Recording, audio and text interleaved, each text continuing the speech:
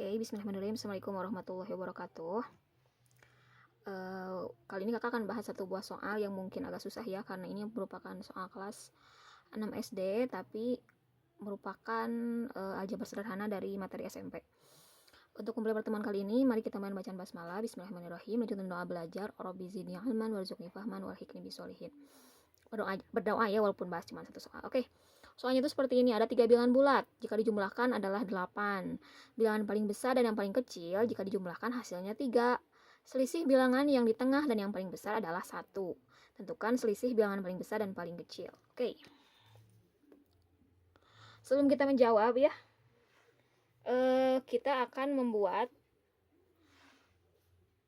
model matematika dari soal cerita. Perlu diingat, jika ada soal matematika, kita harus membuat soal cerita ini menjadi sebuah model atau menjadi sebuah angka atau huruf. Kakak misalin dulu ya. Misalnya A itu adalah bilangan yang paling besar. Ini yang paling besar. Yang B itu sama dengan yang tengah. Yang C itu bilangan paling kecil. C itu yang paling kecil ya. Nah, setelah kita membuat huruf A, B, C itu menjadi sebuah kalimat matematika dari atas ya, kita tinggal membuat skala matematika di setiap kalimat. 3 bilangan bulat jika dijumlahkan adalah 8. Anggap saja 3 bilangan bulat ini A, B, C, kita nggak tahu angkanya berapa. A plus B plus C itu sama dengan 8. Ini menerjemahkan garis pertama ya. Setelah itu, bilangan paling besar dan paling kecil jika dijumlahkan hasilnya 3. Paling besar dan paling kecil, berarti kita anggap saja yang besar ditambah yang kecil, berarti A plus C itu sama dengan 3. Selisih bilangan yang di tengah dan yang paling besar, berarti selisih antara A dan B adalah 1. Jadi A yang paling besar sama yang paling tengah itu selisihnya 1. Yang ditanyakan adalah, ini yang diketahui ya, yang ditanyakan adalah selisih antara bilangan paling besar dan paling kecil, berarti yang besar itu A, yang paling kecil itu C. Oke. Dipahami dulu ya. Jadi kalau misalnya dari mana dapat A plus B plus C ini, kita menerjemahkan kalimat di atas menjadi sebuah model matematika. Dari kalimat ini kita bisalah mendapat ini. Langsung masuk ke jawaban aja ya. Kita masuk ke jawaban. Oke. Untuk jawabannya, pertama kita menuliskan A plus B plus C ini ke sini. Tapi di sini kakak akan menggunakan sifat komutatif dari penjumlahan. Yang ini kakak akan pindahkan yang C ke depan, jadi seperti ini.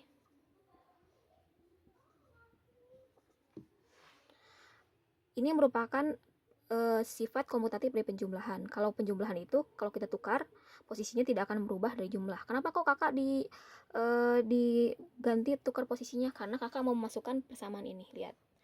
Di sini kita diketahui ada A plus C sama dengan 3. Kalau kakak bikin seperti ini, A plus C sama dengan 3. Berarti A plus C itu sama dengan 3. Oh, berarti kita tahu dong A plus C sama dengan 3. 3 plus B sama dengan 8. Coba 3 ditambah berapa yang hasilnya 8? Tebak. Ya, benar sekali. B itu sama dengan 5. Karena 3 ditambah 5 sama dengan 8. Jelas ya sampai saat ini. Oke. Sekarang kita udah tahu yang B, sedangkan yang ditanya A sama C, Kak. Ngapain kita nyari yang B? Kita nyari yang B karena kita mau mencari A sama C dari si B ini. Contoh nih. Nih. Sekarang kakak akan memasukkan ke persamaan yang ini. A minus B sama dengan 1. Oke. Yang A minus B ini kakak taruh di sini ya. Kakak tulis nih. A minus B sama dengan 1. A-nya kita nggak tahu. B-nya berapa, Kak? B-nya ini yang tadi. B-nya sama dengan 5.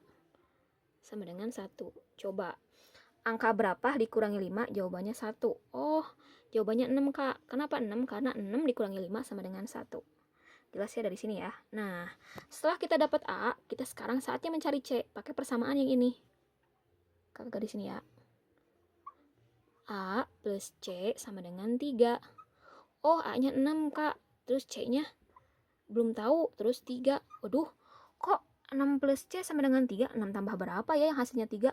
Kok ngecilin, Kak? Ingat, kita sekarang belajar di bilangan bulat. Kalau di bilangan bulat kita bisa menggunakan minus.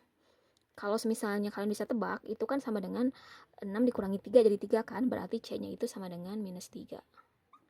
Aduh, Kak, nggak paham banget. Oke, kalau nggak paham kita pakai rumus nyebrang-menyebrang. Jadi C ini karena ini positif, kita biarkan di sebelah kiri, dan 3 ini kita tulis ulang lagi saja.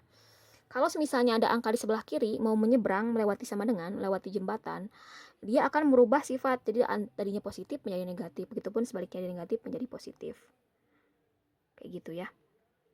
Nah, karena ini 6-nya positif, berarti ketika dia menyeberang lewat jembatan, berarti dia menjadi negatif 6.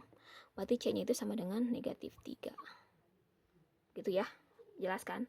Nah, A-nya udah tahu, C-nya udah tahu, B-nya udah tahu. Walaupun B nggak dipakai ya, cuman untuk digunakan mencari A ini aja.